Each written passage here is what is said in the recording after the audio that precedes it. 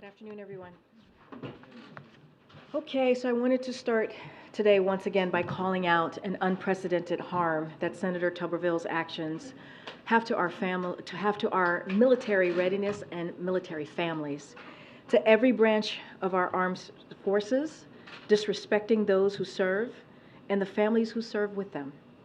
As Secretary Austin just said moments ago, and I quote, "I would imagine our adversaries would look at something like this and be pretty happy that we create this kind of turbulence within our force." As CNN reported this morning, the senator's own constituents in Alabama are speaking out against this attack on our military.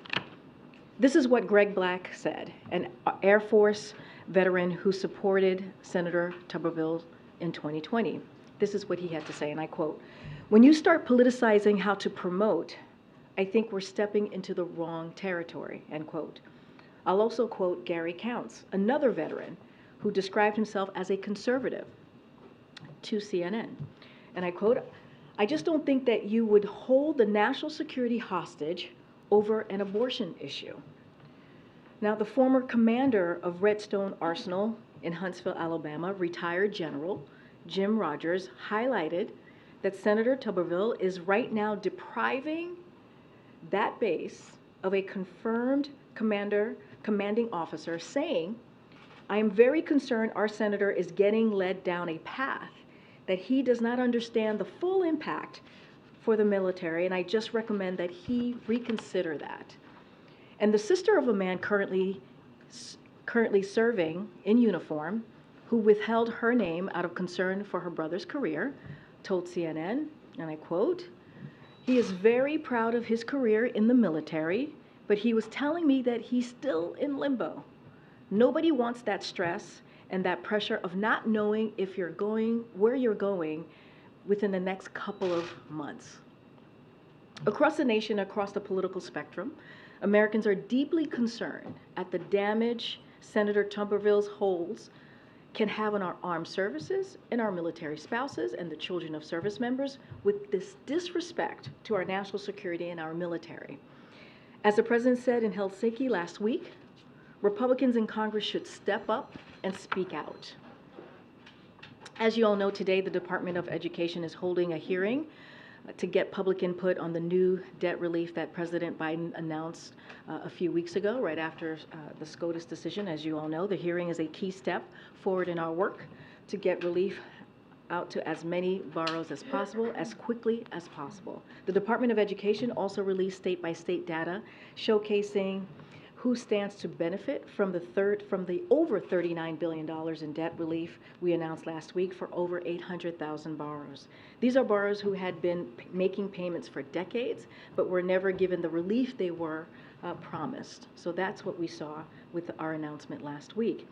These borrowers are owed this relief, yet Republican elected officials, including those who had no problem with the government forgiving billions of dollars in business loans, are still objecting to, including their own constituents. A couple of examples here. Representative Lisa McClain of Michigan said, "Come hell or high water, I will fight this." Now, there are more than 26,000 borrowers from Michigan are eligible for this relief. Representative Virginia Foxx of North Carolina said, "We're hurting borrowers, but more than 24,000 borrowers from North Carolina stand to benefit from this relief." So congressional Republicans have made it clear they will stop at nothing to block relief for middle-class borrowers, including their own constituents. But President Biden isn't backing down either. No president has fought harder for student debt relief, and guess what? He is not done yet. Also today, Russia attacked Ukrainian ports in Odessa, Mykolaiv, just one day after Russia suspended its participation in the Black Sea Grain Initiative. By attacking Ukrainian ports and effectively establishing a naval blockade to prevent Ukrainian grain and foodstuffs from going to global markets, Russia is exacerbating food scarcity in some of the most food insecure regions of the globe, like the Horn of Africa and the Sahel and Yemen. As UN Secretary General Antonio Guterres said, Russia's action will strike a blow to people who need it the most. The United States will continue to support Ukraine's effort to get Ukrainian grain to the people that desperately need it. And finally, I'm excited to share with all of you the latest action under President Biden's leadership to protect American consumers. Today, in partnership with the FCC, we're launching a cybersecurity certification and labeling program, U.S. Cyber Trust Mark, to help Americans more easily choose smart devices that are safer and less vulnerable to cyber attacks. We've all heard concerns about the security of wireless devices. This new program will help give Americans greater peace of mind that the devices they're bringing into their homes, classrooms, or workplaces are safer and more secure. Already, 19 leading manufacturers and retailers, including Amazon, Best Buy, Google, Samsung, Logitech, and more, have announced their support for the program. In 2024, the program will be up and running, and soon after, Americans will be able to look for the Cyber Trust Mark's distinct shield. Just like the logo on the screens behind me, across common household devices such as baby monitors, home security cameras, fitness trackers, and smart TVs, and refrigerators of all price ranges. The logo will indicate to Americans shopping online or in stores that device they're buying meets the U.S. government's cybersecurity requirements and is less vulnerable to cyber attacks. This is another key step by the Biden administration to ease the concerns of hardworking families, from cracking down on hidden junk fees to strengthening cyber protections and protecting the privacy of people in their own homes. With that, oh, you are not Zeke, you are Josh. I am. Hi. Hi, Josh. If it makes it easier, you can just call me Zeke. That's fine. No, I'm going to call you by your given name. Go ahead, Josh. Three subjects. First, the U.S. soldier who crossed the border into North Korea. AP is reporting that he had been held in a South Korea prison and was supposed to fly to Fort Bliss, Texas to face disciplinary actions. How did he escape the airport, and is he a security risk?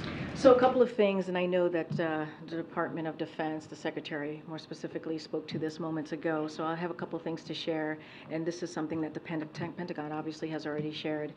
In the afternoon of July 18th, local time, a U.S. soldier on a private JSA orientation tour crossed willfully and without authorization the military demarcation line into the Democratic People's Republic of Korea. And we believe the soldier is currently in DPRK custody and are working with our North Korean counterparts to resolve this incident. DoD is in the process of notifying next of kin. Until that is complete, they will not release identification of the soldier. The White House, the Department of Defense, the State Department, and also the UN are all working together to ascertain more information and resolve the situation. I don't have more to share beyond that. We are looking into this. We're trying to get more information. As I mentioned, the DoD has been in touch with their counterparts, as well as others who are certainly working on this together. Been in touch with the Korean People's Army, as the Department of Defense has done. Just don't have more to share beyond that. Secondly, the Houston Chronicle is reporting that Texas troopers were told to push migrant children into the Rio Grande River. What steps is the administration taking to verify this report and address the findings? So we saw those reports clearly. If they are true, it is abhorrent, it is despicable, it is dangerous, and we're talking about the bedrock values of who we are as a country, and the indecency, the human indecency that we're seeing, potentially, if this is true, is just wrong. It is just completely wrong. But I would say, sadly, it would not be surprising from a governor who, let's not forget, on Christmas Eve, put migrant children on the streets in below 0-degree temperature. That's what we saw from this governor. But again, we don't know if this is true, if the reporting is true, but it is truly troubling to hear this type of reporting. And then lastly, former President Trump received a letter from the special counsel that he's being investigated for his role in efforts to overturn the 2020 election. House Speaker Kevin McCarthy says the Biden administration has decided to, quote, weaponize government to go after their #1 opponent, end quote.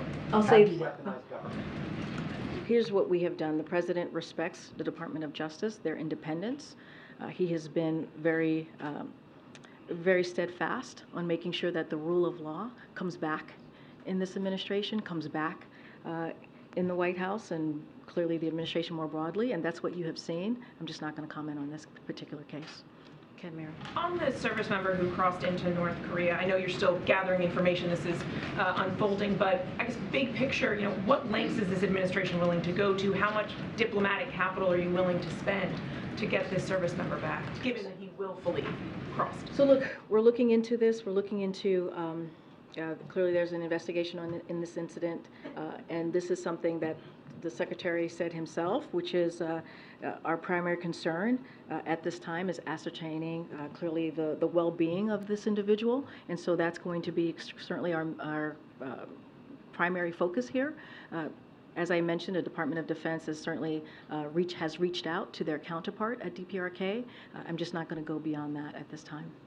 At this point, though, do you know if North Korea is asking for anything in return? I don't have anything to share. This is, and this is something that the Secretary said as well. This is a very early stages of this issue, of this incident, and so we're trying to gather as much information as possible. Thanks.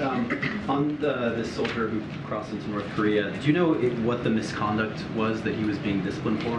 I don't have any information beyond what you already know. And do you know exactly where within the joint security area this occurred? Was it within one of those buildings at the joint security area? Was it outside? All very good questions. As I said, this is the beginning, very early stages of this investigation. We're going to look into it. I just don't have anything to share beyond that. On January 6th, I understand that you guys aren't going to comment specifically on this case, but the president has held former President Trump responsible for the events of January 6th previously in his rhetoric in a number of ways.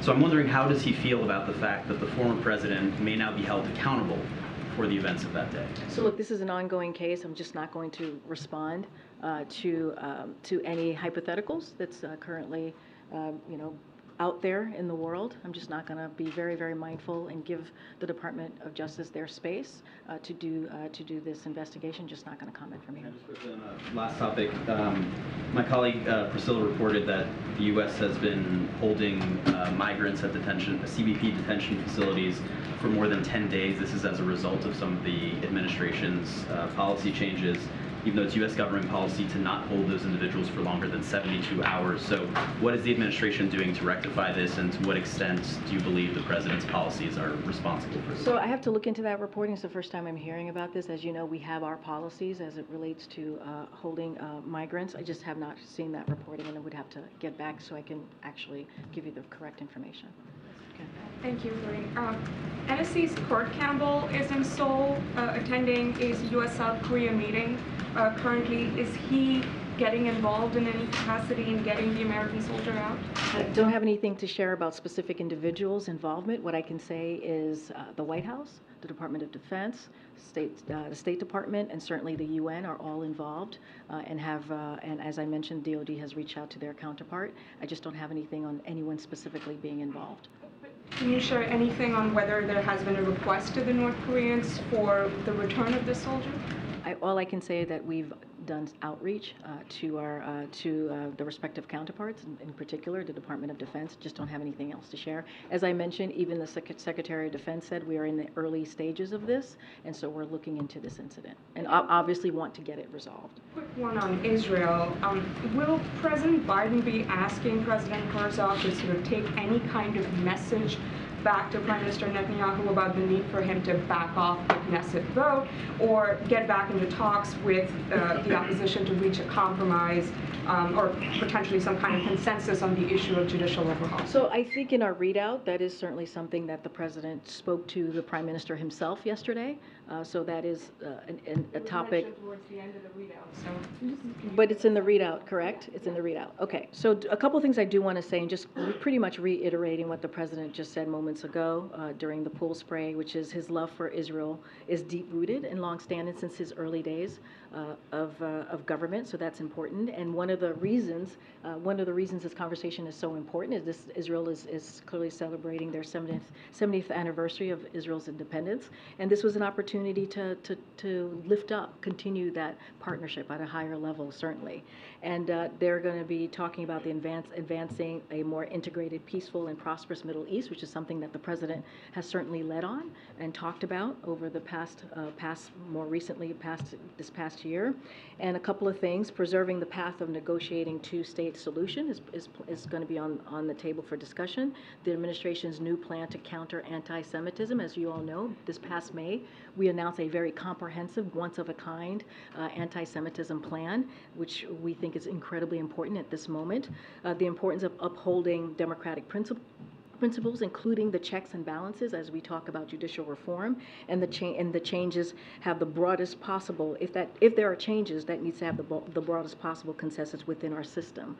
So certainly the president's going to talk about how the president of Israel himself has been involved in brokering a compromise as it relates to judicial reform. So those are the conversations that's going to be on the table, but the president has had that conversation directly with the prime minister as recently as yesterday. And can you confirm a venue for the meeting?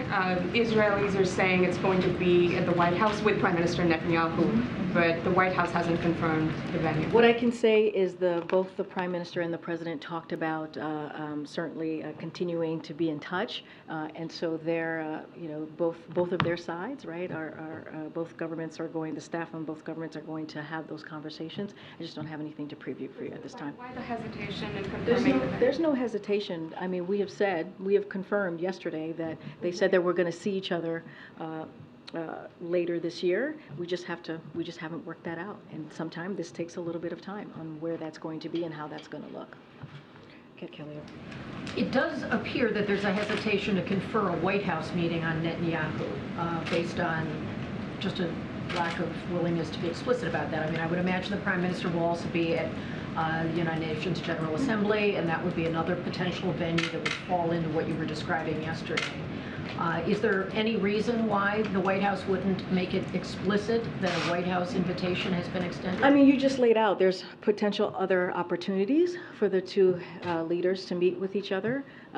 As I've stated, the details are going to be worked out by the different teams on what that's going to look like and where that's going to be. But they have committed to meeting and seeing each other in the United States later this year. I just don't have a specific on location. It's going to be worked out, and as soon as we know, we'll certainly share it with all of you. Can you walk us through how the president was notified about the North Korean incident, and if that generated any kind of a separate meeting for him, or was it part of the PDB? Something like this is certainly unusual, so if there's any detail you could give us about how that came about. That's a very good question. I can tell you for sure that clearly the president has been briefed, obviously. This is the type of incident that he would be briefed on, as you all know. I don't have the specifics if it was part of his PDB or a separate briefing, but certainly this is something that the president is watching very closely and will be kept updated. Should we anticipate a call to South Korea or other partners in the region as a result of this? So one thing I can say is that I don't have any calls to read out to anybody that the president's going to be calling specifically in either North Korea or South Korea. I can say that as it relates to our partners, we have been engaging certainly with Sweden and South Korea, but I don't have any calls to lay out specifically for the president. Karine, thank you. On the matter of the U.S. soldier, you said that the U.S. is working to resolve this matter. Can you just clarify what a resolution is? Well, I mean, resolve this incident, resolve this matter to get to the bottom of exactly what happened. There is an investigation that's currently occurring. There has been outreach from the Department of Defense, right, as I mentioned, to their counterparts over at the Korean People's Army. You have the State Department, you have the Department of Defense, you have the UN and the White House all working together to resolve this. Resolving this is basically getting to the bottom of exactly what happened, and that is important for us to know. I just don't have more to share, and once we do, we'll certainly share the information. Bringing him home, because well, we have also said, look, he's an American citizen. That is important to note, right? As we know, as a soldier, we have also said our primary concern at this time is ascertaining his well-being and getting to the bottom of exactly what happened and what occurred.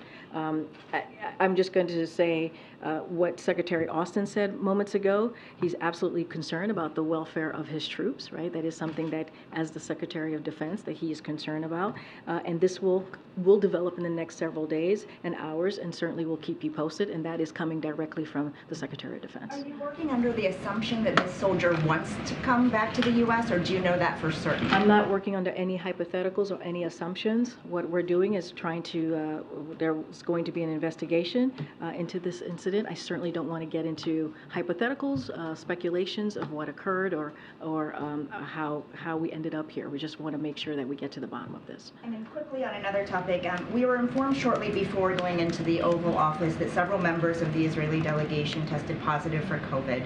Can you tell us whether President Herzog was tested before his meeting, given the close proximity to President Biden? So as you know, we have testing protocols anytime somebody meets with the president. So I can tell you that anybody who meets with the president does indeed get tested. I do. We all do. Any specifics, additional questions about what occurred amongst the Israeli delegation, I would certainly refer you to them. Thank you. We're not in danger though, right? Thanks, Karine. Despite the Supreme Court ruling, Alabama state lawmakers proposed a congressional map that would, a secondary map that would have a district that would be 42% black, not quite a majority as the plaintiffs in the case have said. They say this is a violation of the Supreme Court ruling. Does the White House take that position that this proposed map does not fulfill the ruling of the Supreme Court to have that second district majority black? So that is something that I would have to refer you to the Department of Justice. I'm just not going to speak to that from here. I have not seen the secondary map of what it is that is being done in Alabama, but I would refer you to the Department of Justice. And on voting rights, Senator Warnock and Senate Democrats today are reintroducing the Freedom to Vote Act, something that the president has called for Congress to pass repeatedly. Though we know the political reality in the House for that bill, what is the White House's message to Americans more broadly about voting rights and with the reintroduction of the Freedom to Vote Act? So look, this, as you just stated, this is something that the president sees as a priority, making sure that Americans have the right to vote, have those freedoms intact. And so that is something, a message that the president will always continue to share. He's going to continue to call on Congress to act. It sounds like they're moving forward in the right direction, and we think that's incredibly important. It is our constitutional right to be able to vote freely, to be able to make sure our voices are heard, but just not going to go beyond that. Thank you, Jackie. Did the president address at all Congresswoman Jayapal's comments in his meeting with Herzog?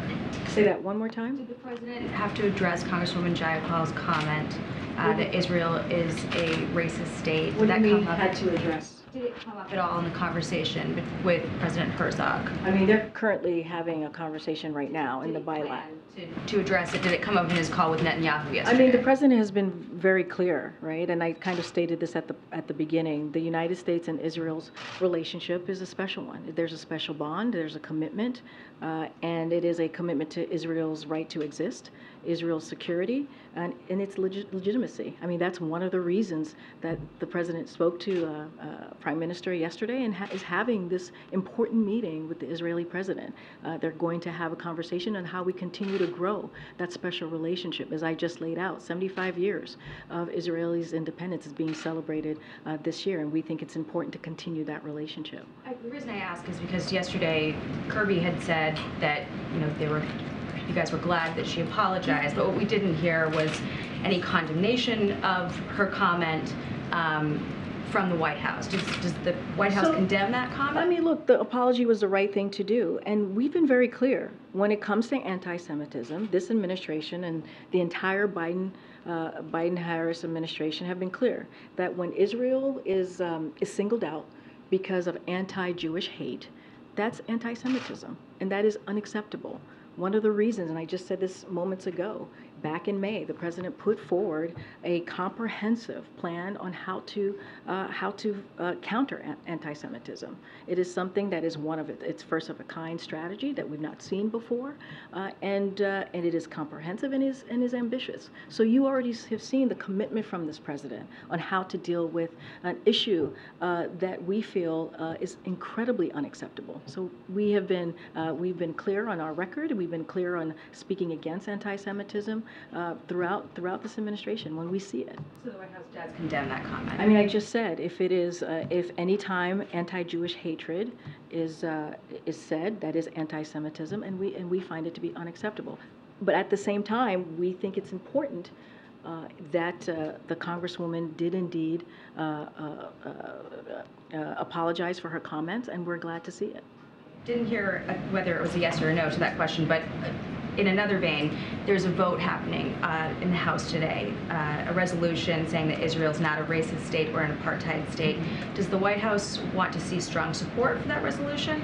First of all, we condemn anti-Semitism. Anytime there is any anti-Jewish hate, we condemn it. We've been very clear. That is answering your question. As it relates to anything that's going on the House, I refer you to the House. But again, I cannot be more clearer. You have the president right now meeting with the president of Israel. A very important meeting that they're having. They're doing a bilat right now. And one of the things that the president's going to make very clear is the special bond and our commitment to Israel. And it is unwavering, it is unshakable, and the president finds that relationship again very deep. And it started when he first walked into government. I hear you, and I'm sorry to push on it. We just went back and forth. Democrats don't want to take action against other Democrats when they have to apologize for something like this. There has been criticism. We just said that we're glad that she apologized. Congresswoman Jayapal did indeed apologize. And we have been very clear. Anytime Israel is singled out with anti-Jewish hate, which is indeed anti-Semitism, it is unacceptable. It is unacceptable. You have an administration that has put forth a comprehensive plan to counter anti-Semitism, something that we have not seen in this way from any other administration. That shows the president's commitment to this issue. I'm going to move on. Go ahead, Andrew. Thank you, Karine. Two questions. Is the president satisfied with the pace at which Afghan allies are being processed to enter the U.S.? There are a lot of folks who were left behind, who were in third countries, who served with the U.S. during the years we were there, and they're still waiting. Is he satisfied? And would he push the Senate to include the Afghan Adjustment Act in their version of the NDAA? And then I have a second question. So I think what I can say is our commitment continues to stand, all right, to make sure that we take care of the folks who helped us during the longest war in this country that we have seen, that we have supported. And the work continues. The work is going to continue. Any specifics on data, any specifics on how fast it's moving and where we are currently, I would certainly refer you to the State Department. And then on what the former president said on his social media site today, has President Biden asked for any sort of intelligence estimate or inquired as to preparations for potential violence in reaction to any further indictments of the former president? Look, I could say this, we are always prepared. I don't have anything to share beyond that. Thank you so much. On Taiwan, the Vice President of Taiwan is coming through the States soon. He is currently the front runner in Taiwan's presidential election. Just wondering if any American high-level officials plan to meet with him and what messages they plan to convey to this leader as he comes to the States. So a couple of things. So we expect the Vice President, Lei, will transit the United States on the outbound and return legs of his trip to Paraguay in August. That's what we're expecting. This is a routine given the distances involved. Transits are not visits. They are, as you know, we've talked about this many times. From here, unofficial, transits by Taiwan vice presidents are common. They have been about 10 vice presidential transit in the last 20 years. All have occurred without incident. This would be the 11th transit, and it would be Vice President Lei's second. He previously transited in 2021. I don't have anything else to share. Again, this is consistent and long-standing practices. It is the unofficial nature of our relations with Taiwan and our One China policy, which remains unchanged. Don't have anything else to share. I would refer you certainly to the Taiwanese government on any meetings that they may be having. Just clarifying on the engagement between Washington and North Korea on this soldier. is this military to military communication between U.S. Okay. Yes, and then Department of Defense, yes. is the U.S. engaged in any direct communication with Pyongyang or any political leaders in that country? So I don't have anything outside of what the Department of Defense have shared and what we have shared. As I mentioned, the Department of Defense is certainly in touch with their counterparts. Okay, Karen. Thanks, Karine. Much of the country and parts of Europe especially are experiencing extreme heat or severe weather right now. Will the president use this moment to focus on climate change with an event or remarks? And is there something that the federal government is doing with some of these states, Arizona, Texas, to help people as they're experiencing this heat wave right now? So a couple of things, Karen. Look, we saw the multiple reporting of extreme weather over the past couple of days, especially this weekend. We're talking about flooding. We're talking about wildfire smoke, extreme heat. So we know climate change has an effect. And as you know, this president has done more than any other president to deal with climate change, to deal with the crisis that we're currently seeing. A couple of things that we are doing to help communities deal with these different extremes and extreme weather is FEMA's opening cooling centers. We're strengthening the power grid to be more resilient to extreme heat. We're bringing local officials together to discuss preparedness measures, and we're doing everything that we can to tackle the root causes of climate change. This is why the Inflation Reduction Act is so important. It is a historic legislation that is going to do the most than any other piece of legislation to tackle with this crisis that we're seeing currently. Where is FEMA doing the cooling centers, and is the extreme weather right now and this heat, is this part of the president's briefings that he's getting right now? Well, as you know, the president has been kept pretty much up to date on the extreme weather situation that we have seen over the past couple of weeks. So that's going to continue. As far as where the cooling centers is, we can certainly get that for all of you to share. Thanks, Karine. So I'm curious, in Congress tomorrow, so will the president be monitoring it all or get updates on the House Oversight Committee where the second IRS whistleblower is going to be testifying? So the president has a busy day tomorrow.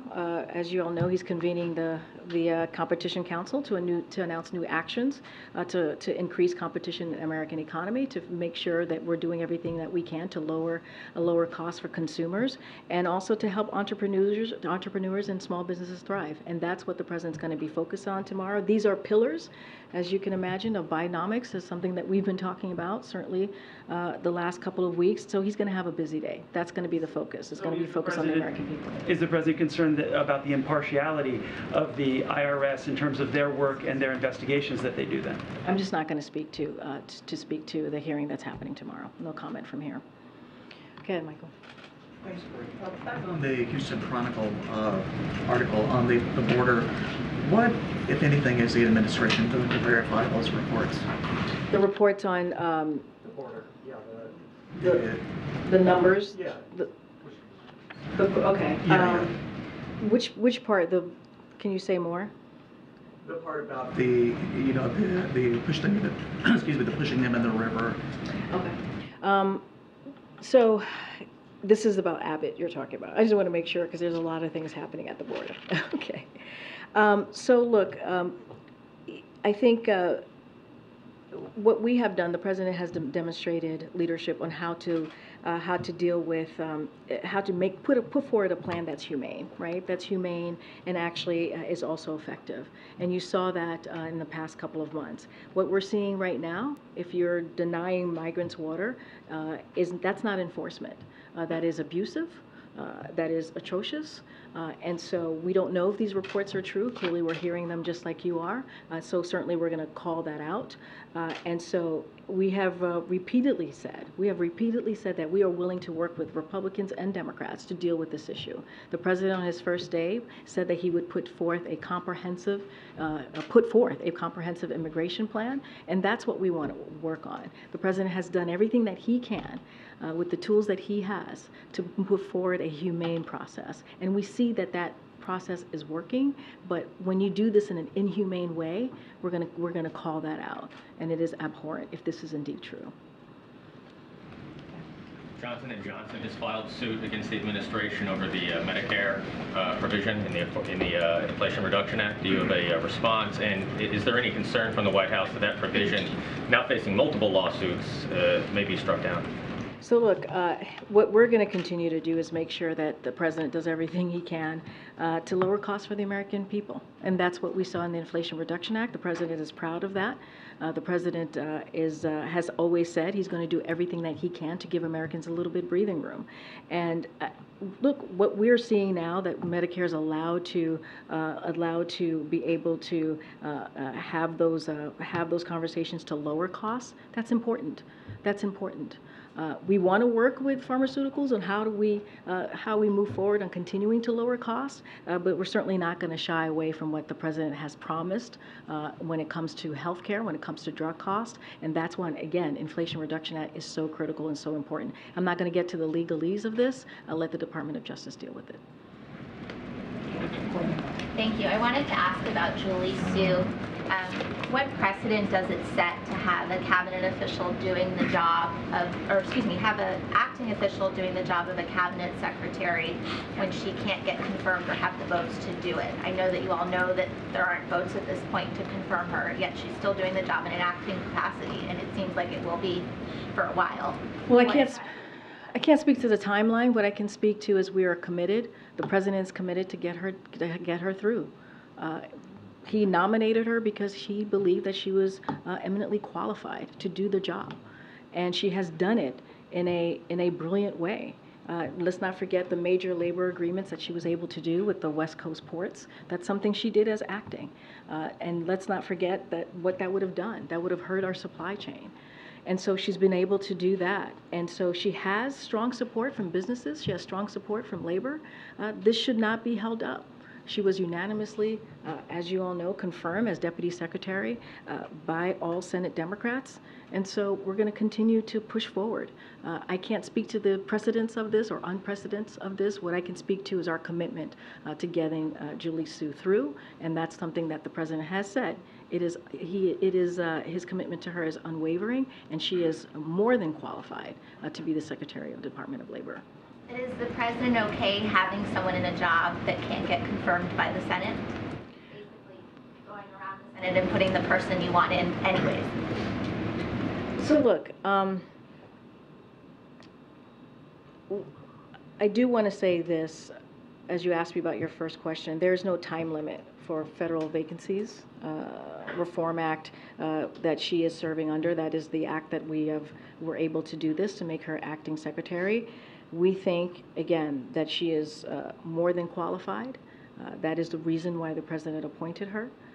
And we want to see her get through swiftly. We want her to see her get confirmed swiftly. And that's what we're going to continue to call for. Thank you.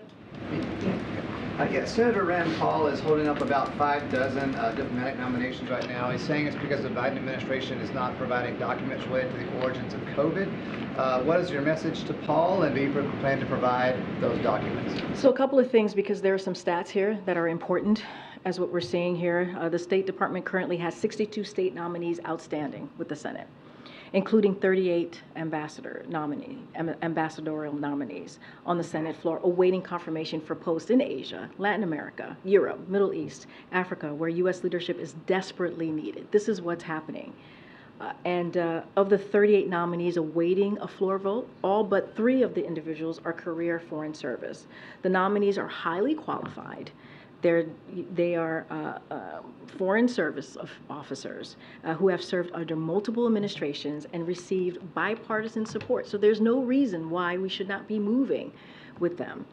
Holds on State Department nominees are leaving critical posts unfilled. This summer, for the first time ever, you have Egypt, you have Jordan, you have Lebanon. We'll have no confirmed U.S. ambassadors, and we remain without ambassadors in other countries as well, like African Union, UAE, Rwanda, Somalia, and Haiti. So unfortunately, these nominees are under a blanket hold, as you just stated, from Senator Paul. The Department of State has cooperated extensively with the senator.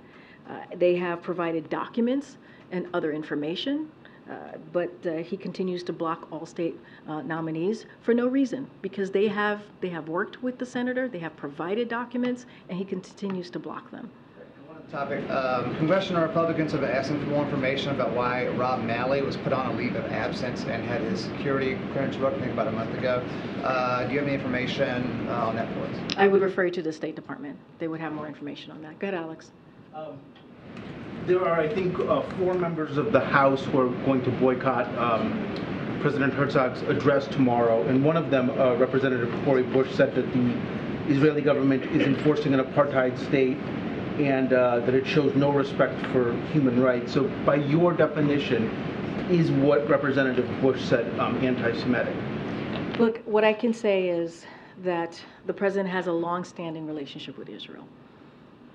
He is committed to their security, committed to continuing that relationship, hence why he is meeting with the president of Israel. And so that is what's important. I cannot speak to other congressional members in the House. That is for them to speak to why they choose to boycott or to do whatever it is that they're doing today. But what we can speak to is our commitment, our long-standing commitment to Israel, our long-standing support to Israel, and that is something that the president will continue to be committed to. Okay. The congressional picnic is tomorrow, and I'm just wondering, are all members invited, including those that may have some different perspectives from the White House on investigations in particular? So I'm not going to speak to, just be careful here, not speak to investigations. Look, we have consistently invited not just Democrats, but Republicans to the White House. You all know this. You have seen them walking around or them invited to events here. That is not unusual. So that is something that we will continue to do. I just don't have anything else to share beyond that. Go ahead. Thank you, Karine.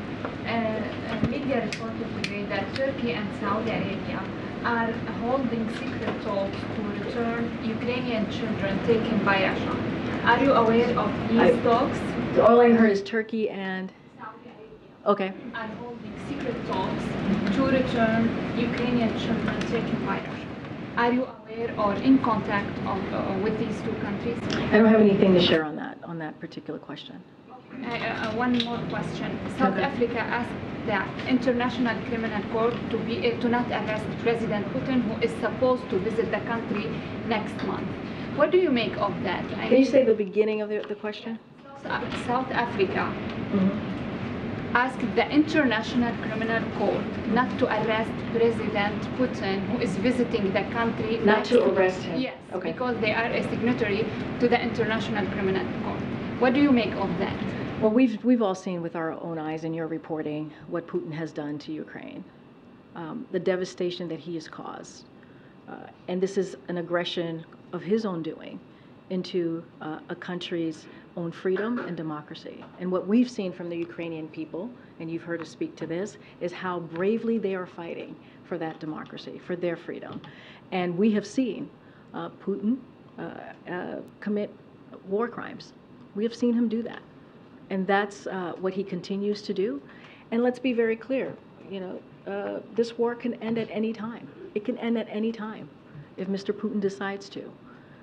And what we are committed to, what we will say and speak to over and over again, as you heard from the president during his press conference in Helsinki, is our commitment to the Ukrainian people as long as it takes to help them continue to fight bravely for their democracy and for their freedom. And that's our commitment. Thanks, everybody.